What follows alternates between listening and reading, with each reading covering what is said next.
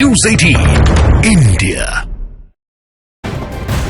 ज्ञानवापी पर सबसे बड़ी रिपोर्ट सामने आई है। जानकारी आप तक बहुत जल्द पहुंचाना चाहेंगे।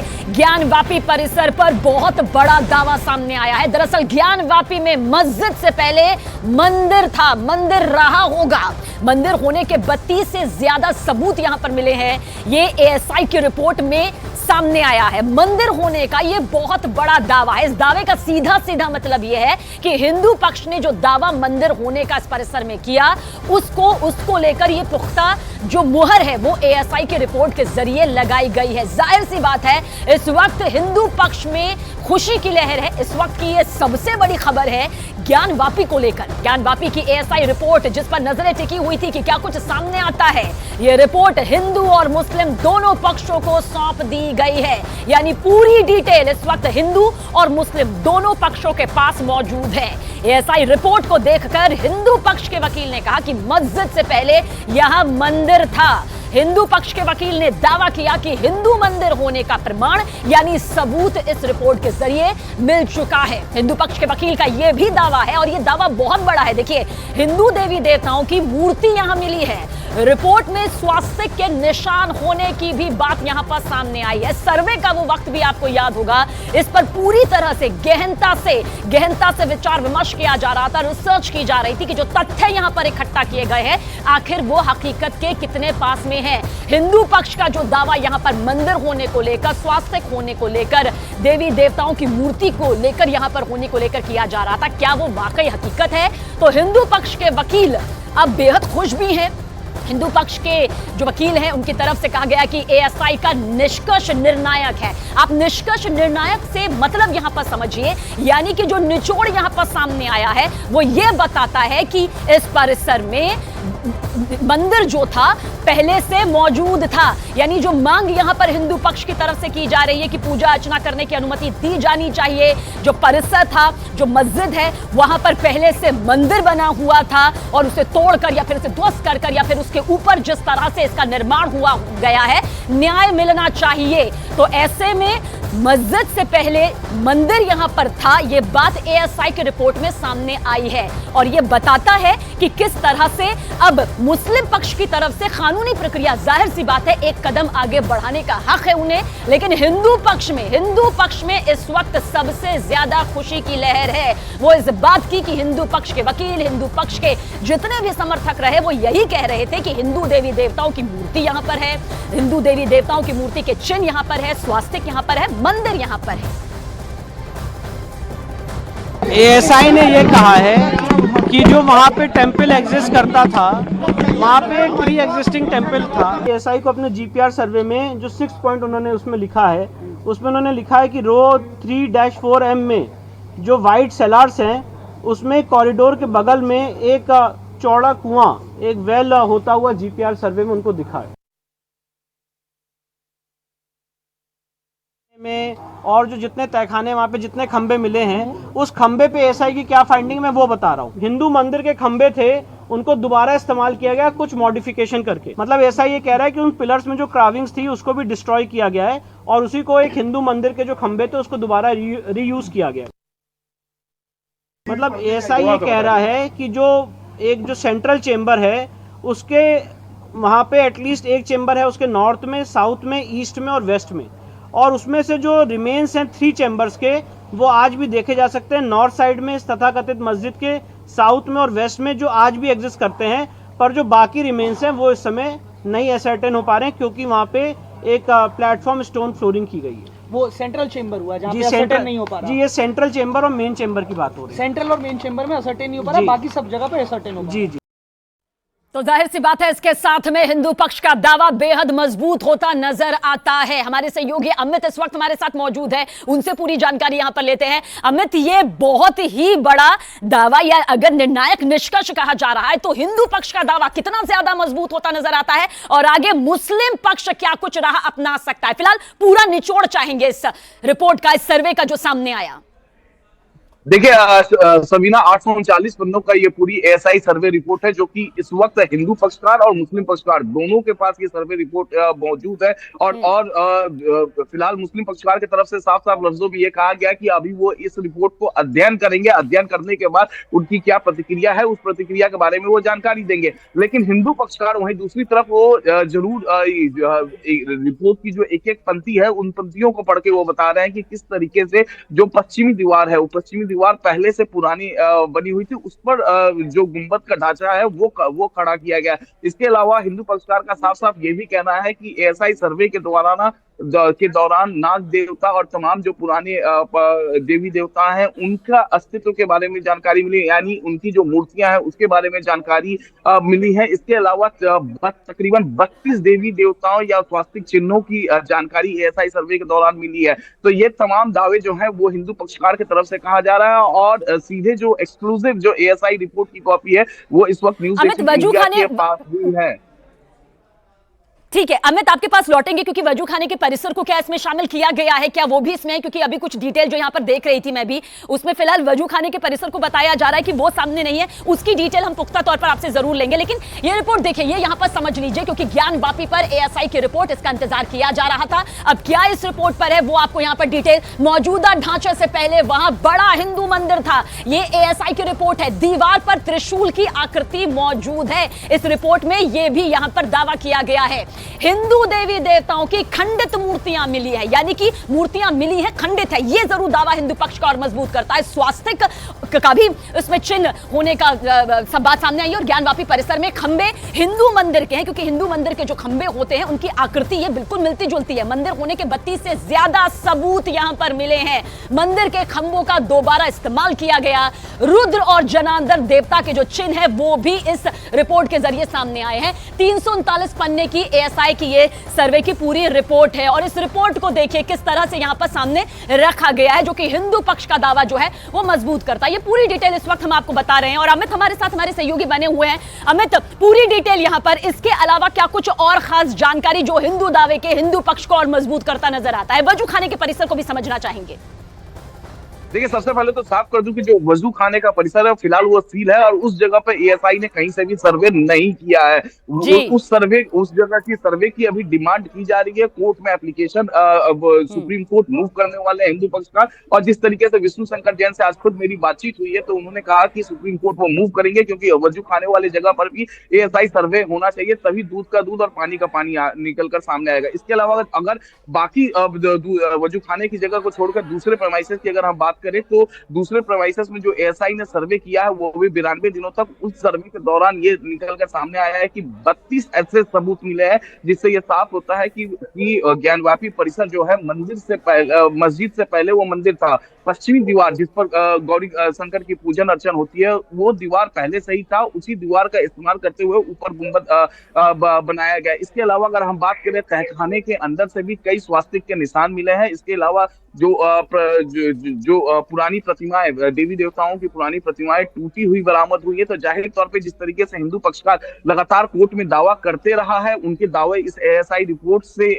बिल्कुल और मजबूत होता है। जाहिर तौर पे अगर हम लीगल रेमेडीज की बात करें तो जाहिर तौर पे अब मुस्लिम पक्षकार एक स्टेप और आगे बढ़ेगा, क्योंकि उनके पास अभी भी लीगल रेमेडीज बचती हैं। इस जो एएसआई सर्वे है उसको लेकर वो कोर्ट में ऑब्जेक्शन फाइल कर सकते हैं, और उनके ऑब्जेक्शन पर देखना होगा कि हिंदू पक्षकार किस तरीके से रीजॉइंडर फाइल करते हैं और उस पर क्या बहस होती है। और जब ऑब्जेक्शन का ये क्राइटेरिया पूरा होता है तो उसके बाद रूटीन बहस और फिर गवाही का मामला शुरू हो जाता है। और जिस तरीके से हायर कोर्ट्स ने ये आदेश दिया था कि जल्द से जल्द इस पूरे मामले को फास्ट ट्रैक कोर्ट में लाकर इस मामले का निपटारा किया जाए, तो उस कड़ी में एक स्टेप और आगे बढ़ा है। जिस तरीके से एएसआई सर्वे हुआ, जिस तरीके से 18 दिसंबर एक स्टेप, यानी कि एक कदम यहां पर ये पूरा मामला कानूनी प्रक्रिया के तहत, क्योंकि संवेदनशील मामला रहा, गंभीर मामला रहा, और जाहिर सी बात है धार्मिक आस्था से जुड़ा ये पूरा मामला रहा, भले वो हिंदू पक्ष की तरफ से हो या मुस्लिम पक्ष की तरफ से। लेकिन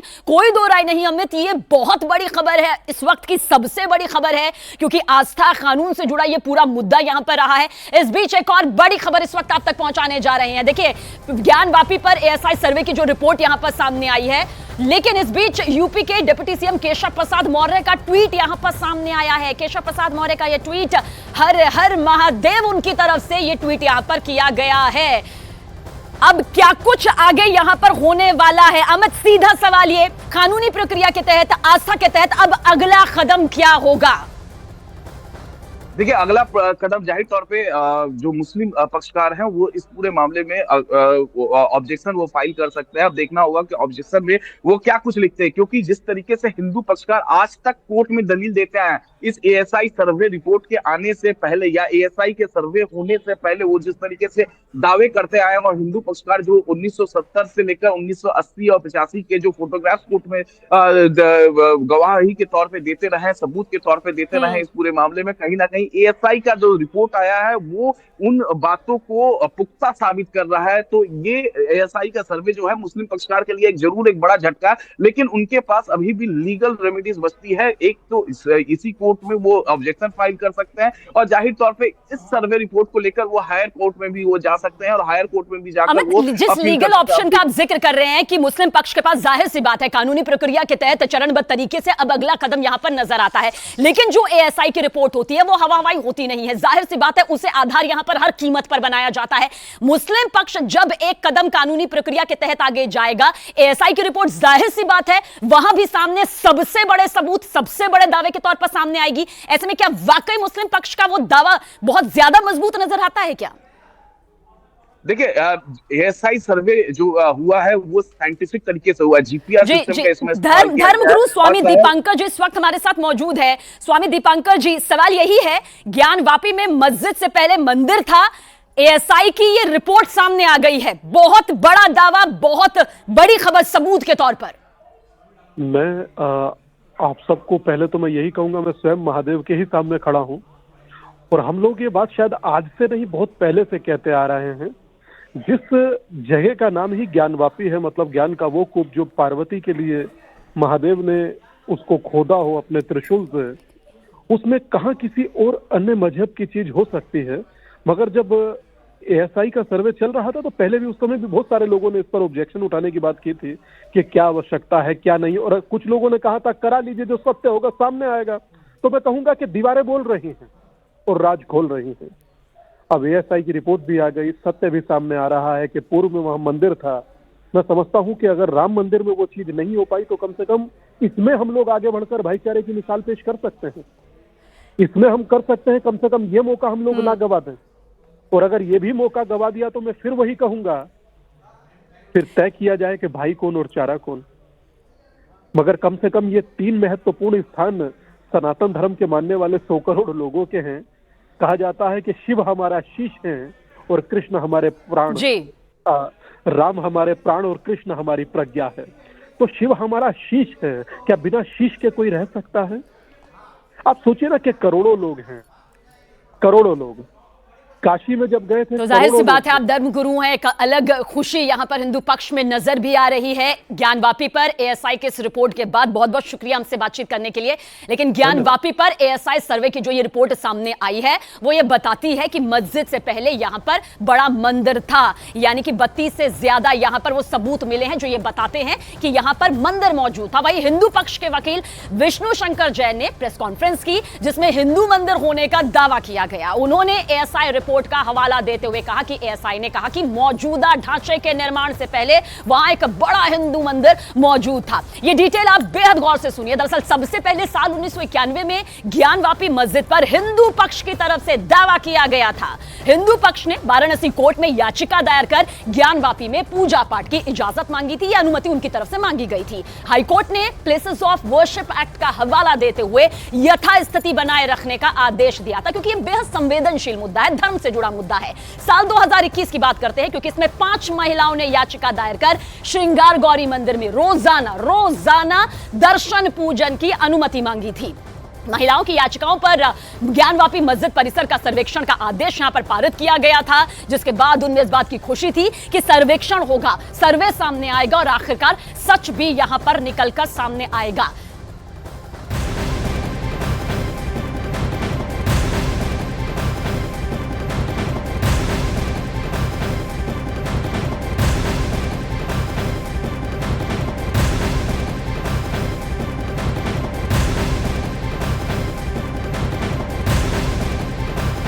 और इस वक्त की बड़ी खबर आप तक पहुंचा दें, जानकारी आप तक पहुंचा दें कि 2 दिन के दौरे पर भारत पहुंचे फ्रांस के राष्ट्रपति का जयपुर में भव्य स्वागत किया गया।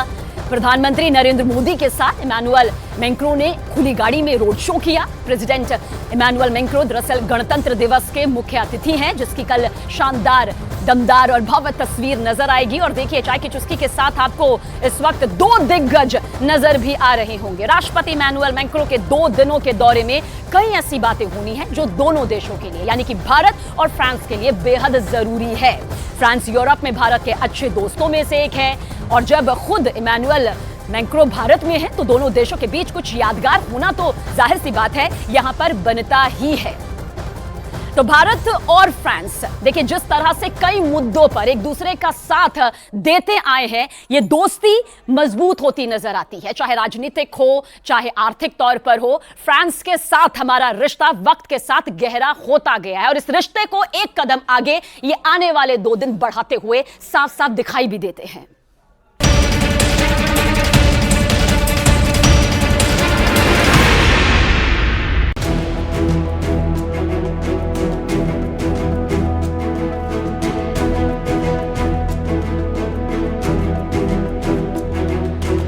दोस्ती की ये नई इबादत है, नए भारत की नई शक्ति की ये नई पहचान है।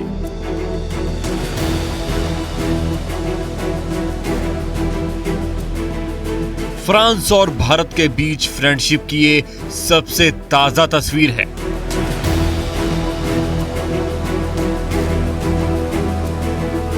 फ्रांस के राष्ट्रपति इमैनुअल मैक्रों भारत पहुंचे हैं। भारत के 75वें गणतंत्र दिवस पर मुख्य अतिथि के तौर पर।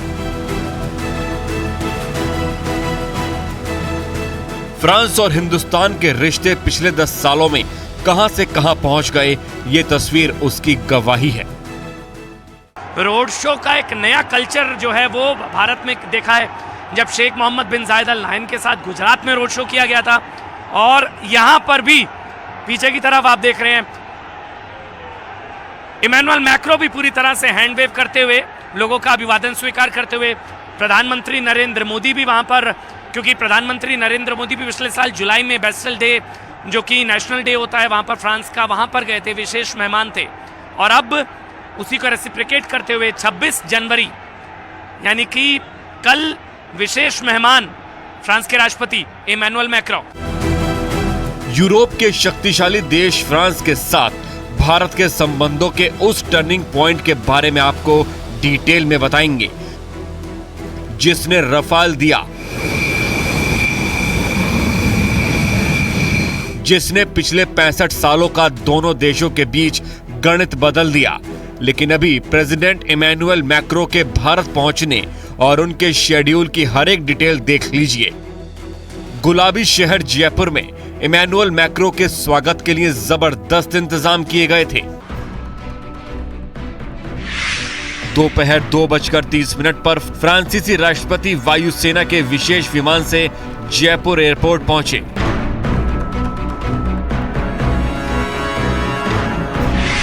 दोपहर 3:15 पर आमेर के किले पर पहुंचे। वहीं शाम 5:30 पर जंतर मंतर पहुंचे और शाम 6 बजे प्रधानमंत्री नरेंद्र मोदी के साथ रोड शो किया। शाम 6:15 पर हवा महल पहुंचे। शाम 7:15 पर होटल रामबाग पैलेस में पीएम मोदी और इमैनुअल मैक्रों के बीच बैठक हुई।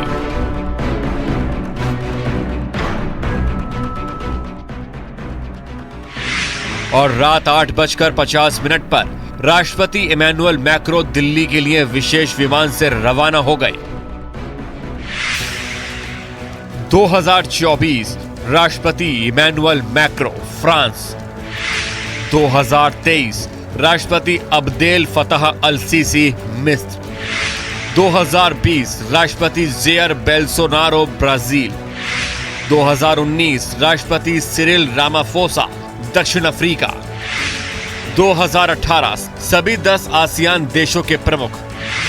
2017 क्राउन प्रिंस मोहम्मद बिन जायद अल नहयान अबू धाबी। 2016 राष्ट्रपति फ्रांसवा औलाद फ्रांस। 2015 राष्ट्रपति बराक ओबामा अमेरिका। ऐसा छठी बार होगा जब कोई फ्रांसीसी राष्ट्रपति भारत के गणतंत्र दिवस परेड में चीफ गेस्ट होंगे। फ्रांस के राष्ट्रपति इमैनुअल मैक्रो और पीएम मोदी के बीच बॉन्डिंग जबरदस्त है। मैक्रो आज जब भारत पहुंचे तो जयपुर में मोदी और मैक्रो के बीच में द्विपक्षीय बातचीत हुई। रक्षा क्षेत्र में सहयोग बढ़ाने समेत कई क्षेत्र में सहयोग को लेकर चर्चा हुई। फ्रांस यूरोप के उन देशों में से एक है जो भारत के साथ अपने संबंधों को नई ऊंचाई पर ले जाना चाहता है। नरेंद्र मोदी के सरकार में आने के बाद भारत की कूटनीति ने कई मील के पत्थर गाड़े हैं। भारत की सॉफ्ट नेशन वाली इमेज अब पूरी तरह बदल चुकी है। लिहाजा इमैनुअल मैक्रो के भारत दौरे से कई तरह की उम्मीदें लगाई जा रही हैं, जिसमें से एक है रक्षा समझौता, लेकिन इसकी डिटेल आपको आगे दिखाएंगे। अभी भारत और फ्रांस के बीच दोस्ती के नए चैप्टर की शुरुआत से लेकर अब तक भारत और फ्रांस के बीच दोस्ती की शुरुआत उस वक्त से मानी जाती है जब 1998 में भारत ने पोखरण में परमाणु परीक्षण किया था। इसका विरोध जताते हुए अमेरिका और बाकी पश्चिमी देशों ने भारत पर कई पाबंदियां लगा दी थी। तब फ्रांस पश्चिम का इकलौता ऐसा देश था जिसने भारत का समर्थन किया था। रूस यूक्रेन जंग के बाद से भारत रक्षा के क्षेत्र में और खास तौर पर हथियारों की खरीद के मामले में रूस पर अपनी निर्भरता कम करना चाहता है। हालांकि भारत ने कभी आधिकारिक तौर पर ऐसा नहीं कहा, लेकिन आंकड़े इसकी गवाही दे रहे हैं।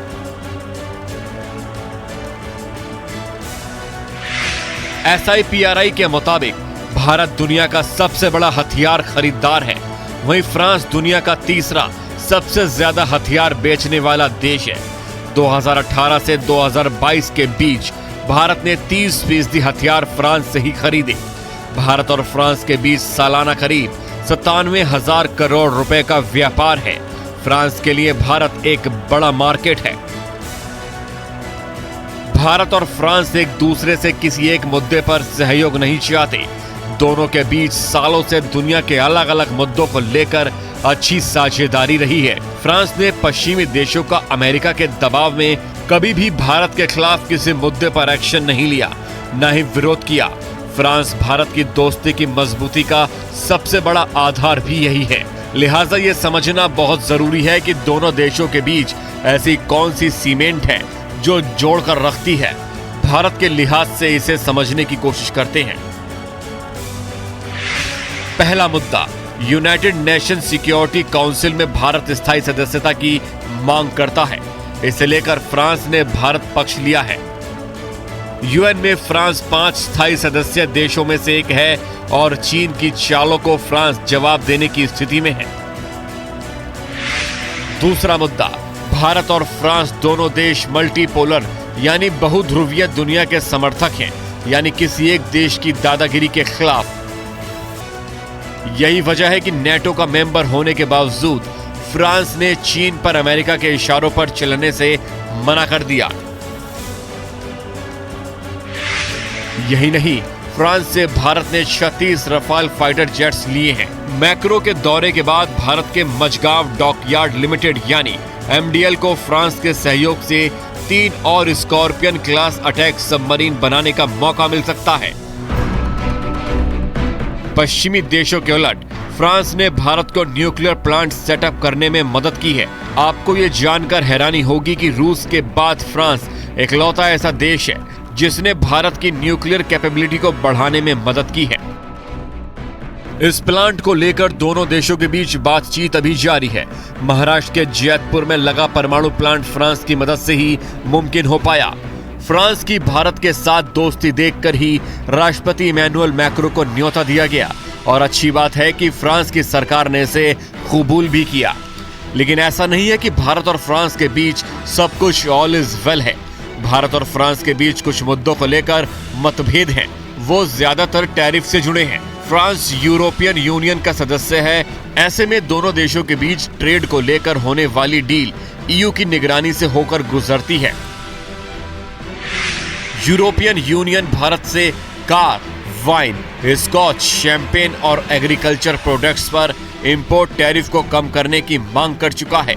इसके अलावा वीजा, पेटेंट को लेकर भी दोनों के बीच मतभेद है, जिसके चलते ईयू के साथ Bharat free trade agreement sign नहीं कर पाया।